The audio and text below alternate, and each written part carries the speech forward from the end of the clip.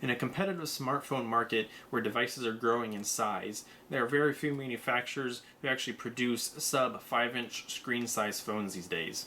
Compact devices aim for easy single-hand usability, but usually sacrifice in performance and specs for that smaller device. Sony has yet been one major OEM that continues to produce a niche product using their compact line. The compact line stands for a flagship spec inside of a small package. This year, Sony has yet produced another compact device, which I actually have here, the Sony Xperia X Compact. This is a very compact phone, but there are some caveats. But is this device actually worth the compact name? Or is it even worth spending your hard-earned cash on? Let's find out in my full review of the Sony Xperia X Compact. First, let me get the specs out of the way. Here they are. You can pause the video if needed. The Sony Xperia X Compact is a truly compact phone which feels right at home in your hand. The rounded sides makes it very comfortable to hold. The front and back curve towards the edges, giving it a unibody-like design. From the top or bottom, the device's outline resembles that of a USB Type-C port. The compact size is also complemented by its light construction of just 135 grams. Sony went with an all-plastic construction, which is glossy, but it has a nice ceramic look and feel to it as well. Previous Sony devices usually have been IP certified, though unfortunately there's no water resistance or waterproofing here. What Sony has dropped from the X Compact is the flagship chipset. It contains a mid-range Snapdragon 650 processor and an Adreno 510 GPU. Though it's not flagship, it certainly does fly through the Android OS. At the time of this review, the X Compact is running Android Nougat 7.0. It handles multitasking like a champ with its 3 gigs of RAM, and unlike last year's Snapdragon 810, the 650 doesn't get hot nor does it throttle its performance. Here are some benchmarks, so you can actually see and compare the performance between the 650 and the 810. Games ran smooth when I was playing a couple titles. Loading times were a little slow, but once it loaded, everything ran just fine.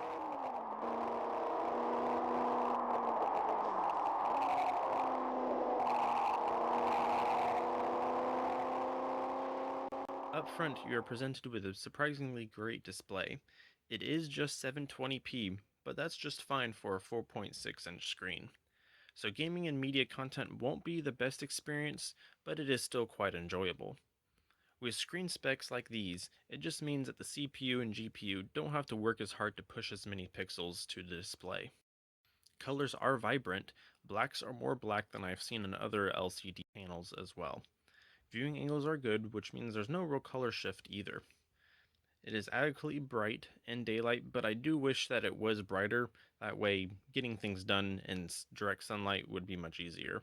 On the flip side, I also wish the display also got a little bit more dim, especially during the nighttime or when all the lights are off. Flanking the screen, you are provided with dual stereo speakers, which sound surprisingly good, but the volume output is lacking. This is actually a nice appreciated feature, considering most flagships or larger phones don't even have front-facing speakers. Here's an audio sample.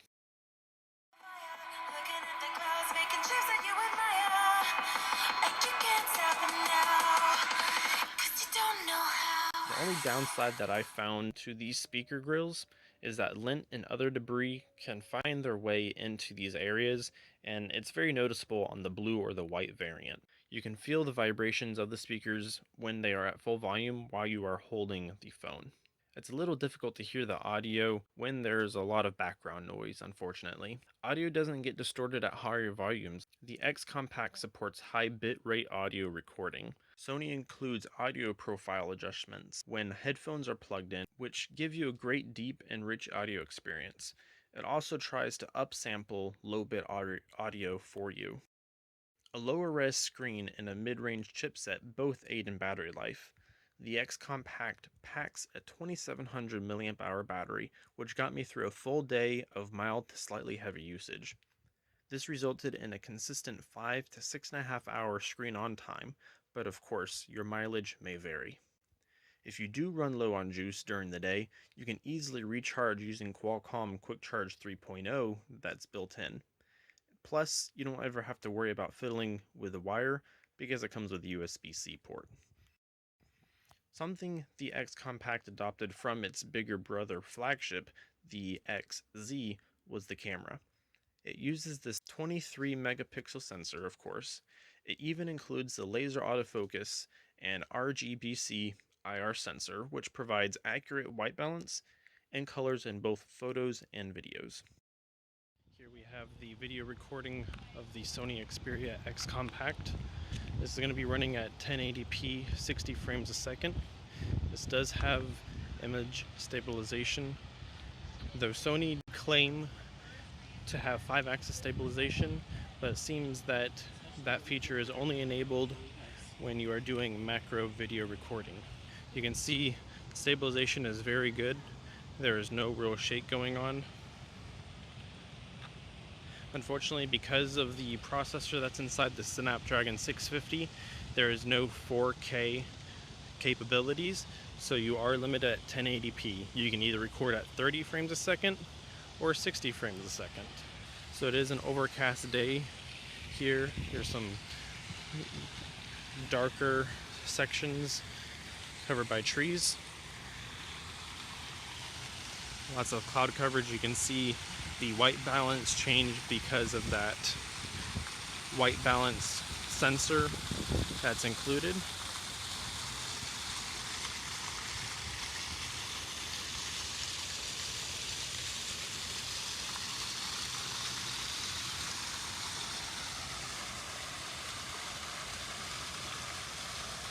Focus is pretty decent, pretty fast. You can see there. You can see the greens of the tree leaves.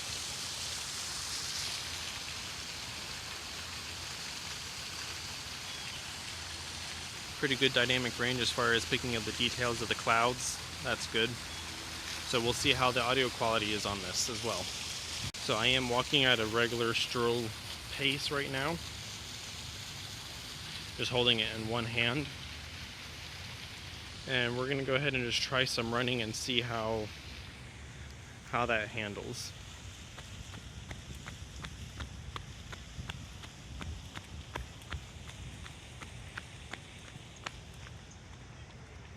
So this is the front-facing camera. We're gonna see how this records. It looks like 16:9. Not the most wide angle view.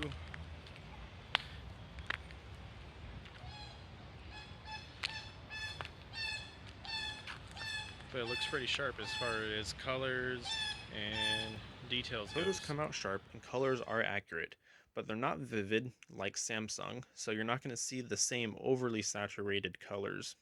You can easily and quickly access the camera by pressing and holding the dedicated camera shutter button from anywhere in the OS.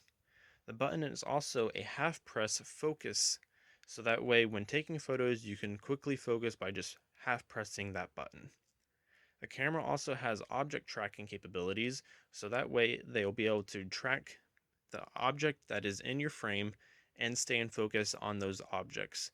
Sony does tout a 5-axis stabilization, but it seems like this only applies when taking macro photos, which you can see down in the corner of your viewfinder when taking a macro shot. Unfortunately, another drawback is HDR is only available in manual mode, not through automatic. The 5 megapixel front-facing camera is quite good. The colors are rich, but it's not the widest angle lens that I've seen. Video quality is great and stable, but it is limited by the chipset, therefore no 4K or slow-mo recording. Where the camera does struggle is in low light. There's lots of noise that gets introduced, and lighting also then gets washed out. You lose detail, and in some cases it takes also a second longer to take a shot. Software is quite close to stock Android, and like I mentioned, this is running Android 7.0 now, and updates have been fairly quick, and Sony has been very good at pushing out updates. It is running the December security patch. The OS runs fast without a hiccup, and the ability to change themes is also nice if that's your thing.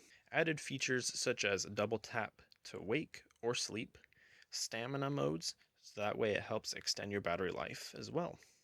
These are all been included from Sony just to give you that a little bit nicer experience in Android. Unfortunately, Sony did include some bloat software, but you can of course disable this if you wish.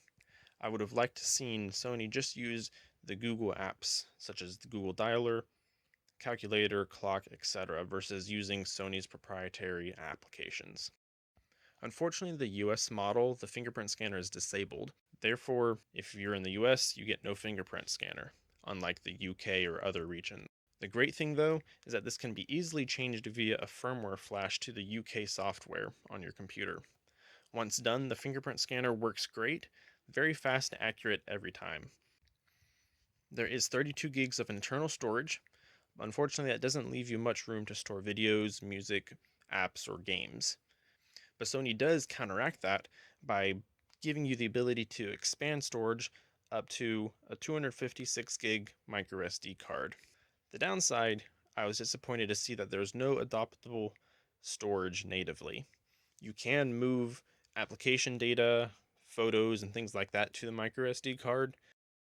Earpiece quality is very clear during phone calls, even in louder environments. I had no signal issues while I was using this in the US on T-Mobile.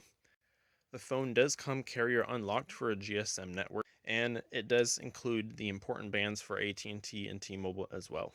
Bluetooth connected very quickly to any of my devices, and GPS was able to lock on accurately and quickly as well. With the original price tag of just $500, it's a bit steep for the Sony Xperia X Compact. But nowadays you can actually find it on sale for around $350 to $400. That's definitely much more manageable at that price point. But at the same time, in a sea of other smartphones at a very competitive price of $400, like the OnePlus 3T, the Honor 8, the Axon 7, it is very hard to recommend this phone at that point if your main focus is flagship specs. If your priority is a great camera, all in a small packaged phone, then the Sony X Compact is going to be the way to go. Thanks for watching. My name is Chris once again. I appreciate you stopping by. Please leave any comments or questions that you may have in the video down below. Also, please do not forget to like and subscribe to stay tuned for future content. Thanks for watching. See you all in the next one.